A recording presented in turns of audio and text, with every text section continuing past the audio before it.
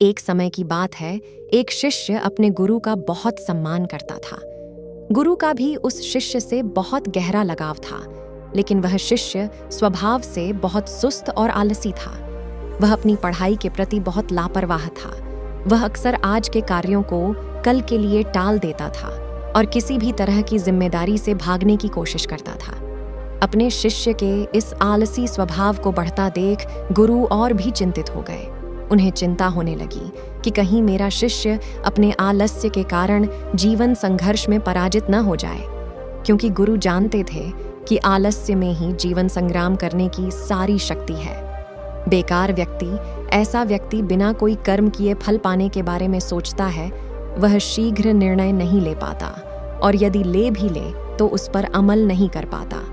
ऐसे व्यक्ति को अपने आसपास या आसपास के वातावरण का भी पता नहीं चलता या उसका वातावरण न ही भाग्य द्वारा मिले अवसरों का उचित लाभ उठा सके। गुरु ने अपने मन में अपने शिष्य के इस सुस्त स्वभाव को खत्म करने के लिए एक योजना बनाई। एक दिन गुरु ने शिष्य को एक चमकदार सफेद पत्थर दिया और कहा, मैं तुम्हें 2 दिनों के लिए इस जादुई पत्थर का एक टुकड़ा देने जा रहा हूँ। कोई भी इस पत्थर से आप जिस लोहे की वस्तु को स्पर्श करेंगे वह सोने में बदल जाएगी। तुम इन 2 दिनों में जितना चाहो उतना सोना बना सकते हो, लेकिन याद रखना, अगले दिन सूर्यास्त के बाद मैं तुमसे यह जादुई पत्थर वापस ले लूंगा। शिष्य इस अवसर को पाकर बहुत खुश हुआ।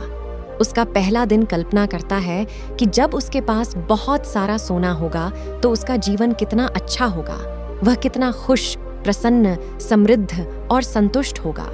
उसके पास इतने नौकर चाकर होंगे कि उसे पानी पीने के लिए भी नहीं उठाना पड़ेगा। उसने योजना बनाई कि जब उसके पास ढेर सारा सोना होगा तब वह एक बहुत ही आलीशान घर बनाएगा, जिसके सामने एक बहुत ही आकर्षक बगीचा है, जिसमें वह हर शाम को घूमेगा।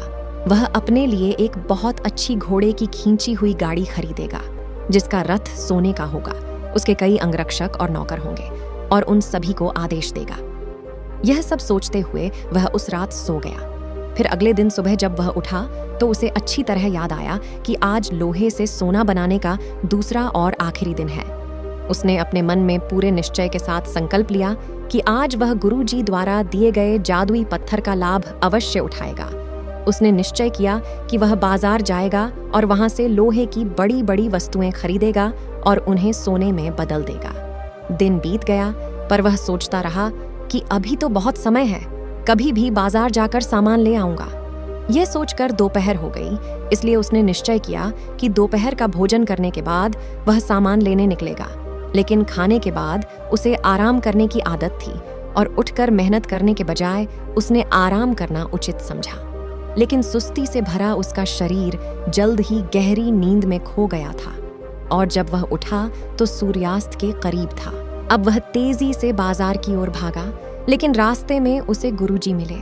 गुरुजी को आते देख वह सहम गया। जैसे ही गुरुजी उसके पास पहुंचे, वह उनके चरणों में गिर पड़ा और गिड़गिड़ाते हुए उस जादुई पत्थर को अपने पास रखने की याचना करता रहा।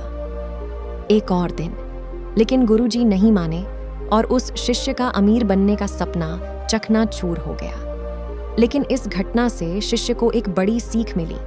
उन्हें अपने आलस्य पर पछतावा होने लगा। उन्होंने समझा कि आलस्य उनके जीवन के लिए एक अभिशाप है और उन्होंने प्रण किया कि अब वे अपने काम से कभी हार नहीं मानेंगे और अपने आप को एक मेहनती, सतर्क और सक्रिय व्यक्ति दिखाएंगे। दोस्तों, काम को टालना एक आदत है और ये आदत हम खुद बनाते हैं। आदत एक धागे की तरह होती है जिसका एक आवरण आसानी से टूट जाता है, लेकिन अगर एक ही धागे को कई बार लपेटा जाए तो उसे तोड़ना मुश्किल हो जाता है। हाँ, इसी तरह किसी बुरी आदत को शुरुआत में बदलना आसान होता है, लेकिन महीनों या सालों बाद उसे बदलना बहुत मुश्किल हो जाता है। फिर अगर आप अपनी आदतों को बदलना चाहते हैं तो आपको लंबे समय तक प्रयास करना होगा। हमारी आदतें हमें बनाती और बिगाड़ती हैं। हमारी आदतें कितनी शक्तिशाली हैं और वे हमें कैसे नियंत्रित करते हैं।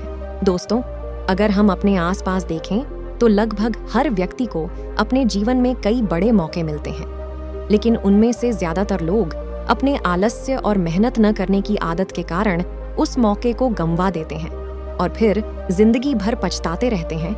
लेकिन इनमें से ज्यादातर लोग अपनी असफलता के लिए अपने आलस्य और कामचोरी को जिम्मेदार न मानकर अपने माता पिता, स्थिति, आर्थिक स्थिति, भाग्य आदि को दोष देकर अपनी आलस्य को छिपाने का प्रयास करते हैं और फिर ऐसे लोग अपने भाग्य और परिस्थितियों को कोसते हुए बिना किसी सफलता और आध्यात्मिक सुख के इस दुनिया को अलविदा कह दें। आइए थोड़ा और गहराई से समझने की कोशिश करते हैं कि हम अपने काम को क्यों टालते हैं।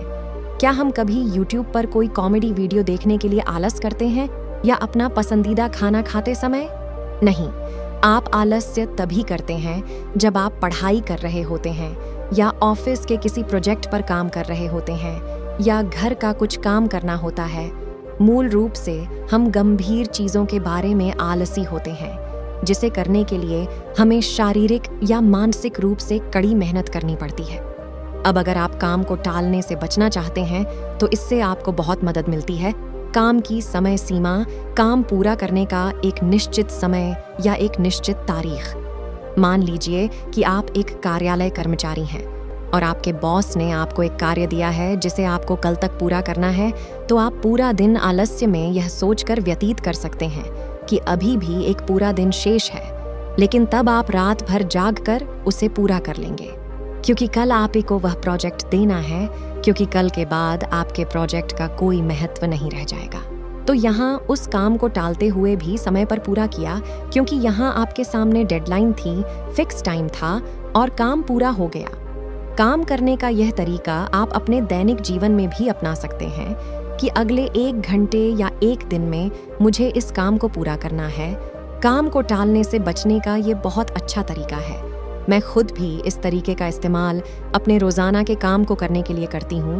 दोस्तों, हम क्या करना चाहते हैं और अभी क्या कर रहे हैं, अगर इन दोनों में बहुत ज़्यादा फ़र्क है तो हमारे अंदर एक लड़ाई शुरू हो जाती है। तो यह हमारे अंदर तनाव और अशांति पैदा कर देती है। आलस्य एक ऐसी चीज़ है जो इंसान करता तो है, लेकिन करने से कभी खुश नहीं होता। मान लीजिए आज आपको कोई काम करना था, लेकिन आपके दोस्त आए और बोले, भाई चलो घूमने चलते हैं, मौज करते हैं, और तुम निकल जाते हो उनके साथ घूमने के लिए। आप दिन भर घूमते हैं, लेकिन आपके दिमाग में हर वक्त यही चलता रहेगा कि मुझे आज वो काम करना था, वो काम छूट गया, और इसी सोच की वजह से आप उस पूरे दिन को ठीक से एंजॉय नहीं कर पाएंगे। और शाम को जब आप घर वापस आएंगे तो उस काम को करने को लेकर आपको पहले से ज़्यादा स्ट्रेस होगा। तो इस तरह से आपका काम भी नहीं हो पाएगा, न मौज मस्ती कर पाए और पूरा दिन भी बीत गया।